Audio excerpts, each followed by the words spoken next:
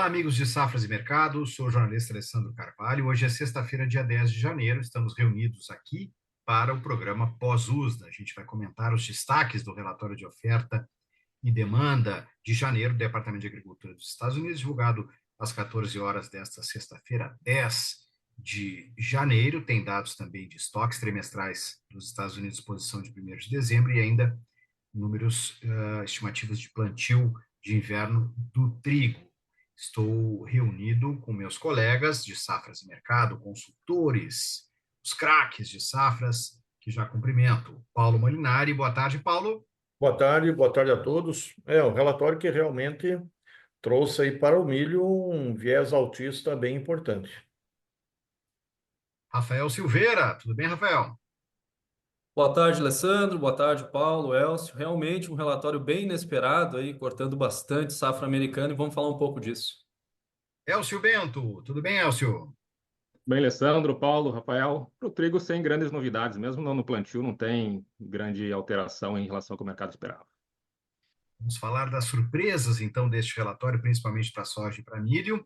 Eu sempre deixo destaque aqui que é importante em Safras TV, no YouTube, nosso canal, você se inscrever, ativar as notificações, deixa teu like, teu comentário é sempre importante para nós, você fica sabendo dos nossos vídeos atualizados diariamente. Safras.com.br, você conhece a plataforma Safras, tudo em um só lugar, análise, consultoria, agência de notícias, estatísticas, tudo em um só lugar para você. Conheça a plataforma Safras.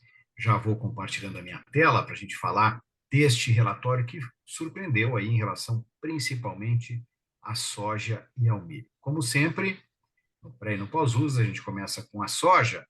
Então, este relatório de oferta e demanda de janeiro apontou a produção norte-americana 2024-25 em 118,8 milhões de toneladas. A gente vê que em dezembro o número era de 121,4, e que o mercado, na média das pesquisas, a média colocava 121,1.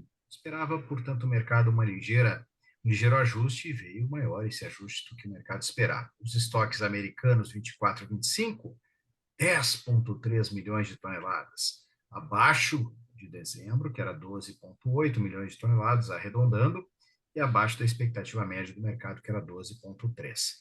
A gente vem para os números globais, estoques 24-25, também abaixo da expectativa do mercado, que era de 132 milhões de toneladas, ficou 128,4, arredondando, e em dezembro o departamento colocava 131,9.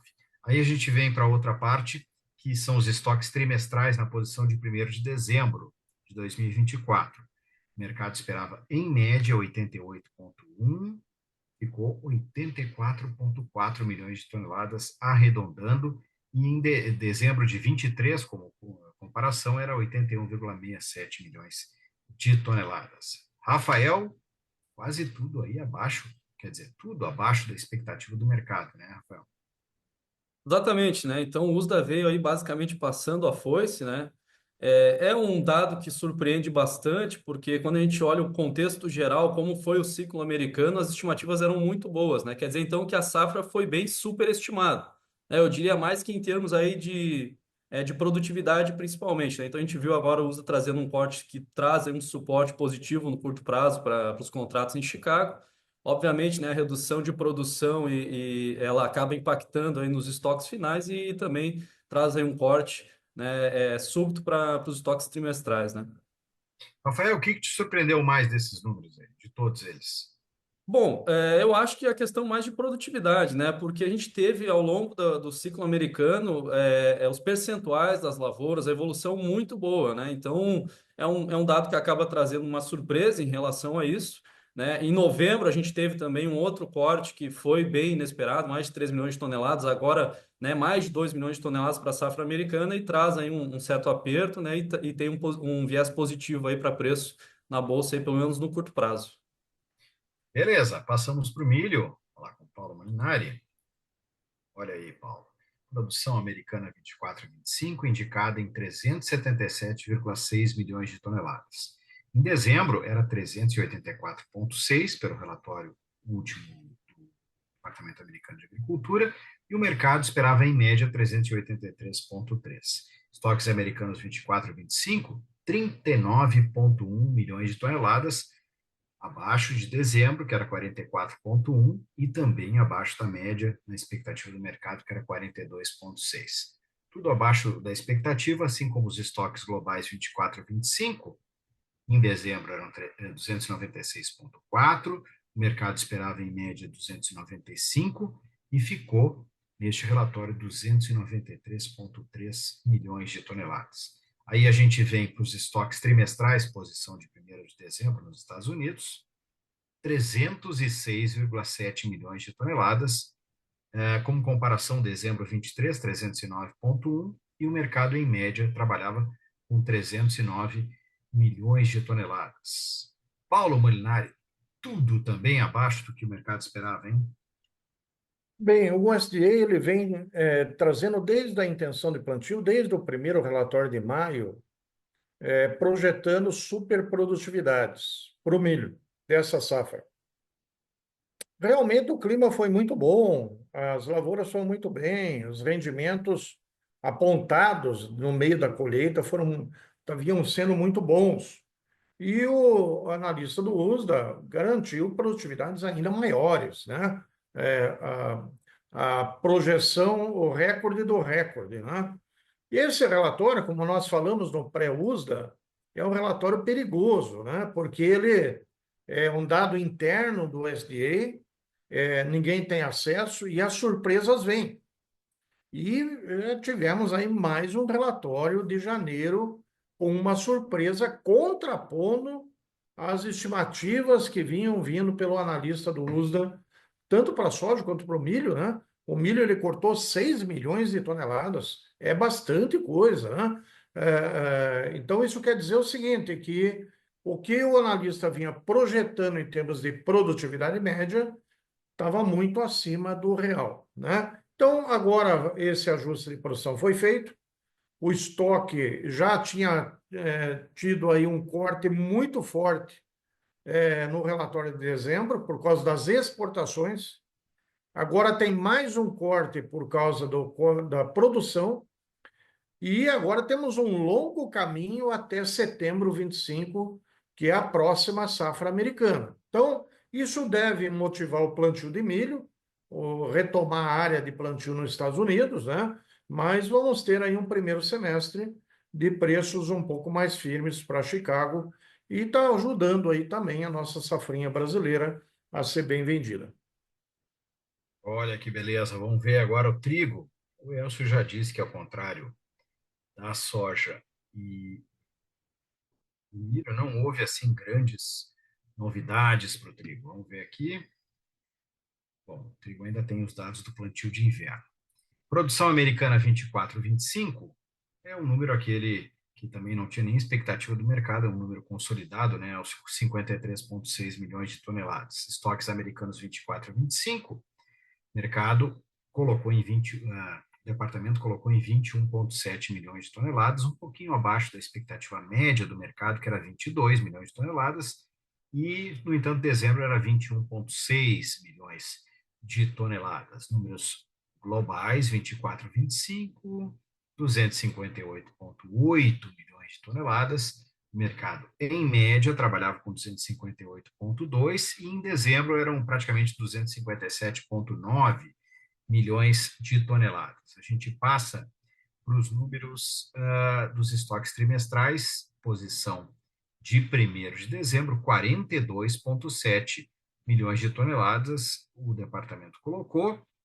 O mercado, na média, trabalhava com 42,9, e em dezembro eram 38,7, dezembro de 23, que a gente sempre faz aí um comparativo, 38,7 milhões de toneladas. Aí um número que é interessante, plantio de inverno 2025, total, todas as variedades de trigo nos Estados Unidos, 34,1 milhões de acres, a estimativa. O mercado, na média, esperava 33,5, e em dezembro, em 2024, o número era 33,4 milhões de acres. Elcio, oferta e demanda me parece aí que realmente não trouxe nada assim muito expressivo. que tu diz dessa outra parte aí, principalmente do plantio? Bom, vamos lá então, Alessandro. Como tu falou, não tem nada de novo, de grandes alterações. Foi em linha em relação ao que o mercado esperava, um pouquinho mais intenso, né, em algumas situações, mas mesmo assim, em termos de oferta e demanda, Estados Unidos, 82 mil toneladas a mais, em estoques de 20 milhões, é quase nada. Aumentou um pouquinho a importação, aumentou o consumo interno, mas não mexe nada. No quadro global também, a gente teve um aumento de 900 mil toneladas no estoque de 260 milhões, quase nada também, produção aumentando em alguns países que não tem grande relevância no contexto global, como fornecedores principalmente. Então, não tem nada muito o que se falar desses dois estoques, desses dois relatórios. Estoques trimestrais também, dentro do esperado, esses são os segundos, né, o segundo trimestre que se divulga também dentro da linha do que se espera de uma produção maior e que com exportações que ainda não responderam na mesma intensidade. Quando a gente chega na produção, o mercado esperava uma elevação, né? Essa elevação veio um pouco mais intensa do que se esperava, a gente comentava isso no pré-USDA, que poderia ser um pouco mais intenso, até pela questão de os preços estarem bastante achatados neste momento. Então, isso poderia indicar que o mercado estava prevendo, né, pudesse esperar uma produção até maior. Quando a gente divide um pouco esse aumento que a gente teve de 2% da produção, a gente vai ver que, percentualmente, a maior elevação foi para o trigo soft de inverno, que é o trigo cotado em Chicago, um aumento de 6%, e, em termos absolutos, 384 mil acres. Enquanto que no hard a elevação foi de apenas 1%, ou 240 mil acres, já que o trigo hard de inverno, esse cotado em Kansas, corresponde a 70% da área plantada com trigo nos Estados Unidos. Então, esses números mostram o seguinte: a gente tem agora, atualmente, cotações em Kansas e Chicago muito parecidas. E o normal é que Chicago seja bastante abaixo de Kansas. Então, me parece que esses preços atrativos do trigo soft em relação ao hard é que trouxeram esse maior incremento de produção do soft, né, cotado em Chicago, em relação ao de Kansas. Mas nada tão expressivo. O que a gente viu até pelas bolsas, a gente tinha Kansas e Chicago operando com altas mais expressivas. Agora a gente vê Chicago ainda em alta, mas uma alta menor do que de Kansas. Então, acho que refletindo principalmente essa questão do plantio norte-americano. Beleza, vamos à rodadinha de Bolsa de Chicago. Vamos ver a influência que está tendo esse relatório. Temos aqui, começando pelo Rafael, vamos falar da soja. Bom, soja para março operando a 10,22 e um quarto com uma alta de 2,3%, Rafael. Bom, é um relatório que traz aí, altera um pouco a dinâmica do mercado no curto prazo, tá? A gente tem aí um mercado que agora pode testar 10,50, 10,70. Obviamente que quando a gente olha para o contexto macro ainda, né, e olhando para a oferta global, né, a safra sul-americana pesa mais, tem que cuidar do clima na Argentina, né, mas no curto prazo acho que tem espaço sim para o Chicago mostrar aí uma alta um pouco mais firme, pode se traduzir em oportunidade, né, para o lado do produtor, então temos que ficar atento nisso. É um relatório que é surpreendente porque traz cortes inesperados, mas ao mesmo tempo a gente tem que cuidar para a América do Sul, tá? O Brasil vai se encaminhando muito bem e o ponto central nas próximas semanas é a Argentina, né? Então a gente tem que cuidar esse quadro, apesar de que no curto prazo, sim, temos aí esse suporte para preços um pouco mais altos e até mais volatilidade em Chicago. Paulo, olha aqui, março operando a 4,69 no milho, 4 dólares e 69 por bushel, com uma alta de 2,9%. Está mudando o cenário, hein, Paulo? Mudou mesmo. O milho ele já tinha um suporte, né? Via a exportação americana, que está muito forte. Esse número veio consolidar um movimento de romper esse 4,60 que nós falamos aí no pré-USDA, né? Que era uma resistência importante, que se o mercado quebrasse, ele poderia trabalhar em patamares mais altos, e hoje está consolidando essa perda do 4,60 com esta informação de corte, novo corte de estoque americano. E aí, se a exportação continuar forte nos Estados Unidos, podemos ter até novos cortes de estoque ao longo do semestre. Beleza, vamos para o trigo com Elcio Março, operando no mercado meio misto ali, está indefinido ali, ainda rumo temos mais um pouquinho para o fechamento. Março operando a 5,33, 134 agora nesse momento, estável total agora, Elcio. Pois é, me parece que muito mais até refletindo os mercados vizinhos, né, de soja e milho que subiram muito. Se a gente tivesse trabalhando apenas pela questão da divulgação de safra, a gente estaria com preços mais baixos. Mas se a gente compara, como eu falei, Kansas e Chicago, a gente vê esse Chicago no início da manhã hoje estava com alta mais expressiva, também em Kansas, e agora a gente vê uma tendência de retração mais expressiva de Chicago em função dessa intenção de plantio. Mas, de qualquer forma, a gente está com uma tendência bastante fraca nos últimos meses, desde outubro, na verdade, caindo bastante, ou se mantendo em patamares baixos, mas, por enquanto, esses números não são nada assim para mudar ou para trazer um novo direcionamento para quedas mais intensas, enfim, nas bolsas norte-americanas. O mercado tomando aquele susto de uma produção que veio acima do que o mercado esperava, mas também nada para mudar ou para trazer grandes alterações nos próximos dias. Obrigado, Elcio. Bom, você viu que aí o departamento colocou umas novas cartas aí no jogo. Então, para você saber mais informações, desdobramentos, análise daqui para frente, estamos no calor dos eventos. A gente vai avaliar ainda melhor daqui para frente. Tem tudo lá em safras.com.br, na plataforma Safras, nos informativos, na consultoria Safras. Não perca tempo, safras.com.br, o trabalho desses senhores e dos nossos outros analistas todos estão em safras.com.br, na plataforma Safras. Fica com a gente nas redes sociais e também na descrição do vídeo você tem como acessar ali, clicar e descobrir os próximos cursos, eventos, lives de Safras e Mercado. Muito obrigado, Paulo, Elcio e Rafael. Um bom final de semana para vocês e um bom final de semana a todos. Obrigado, Alessandro.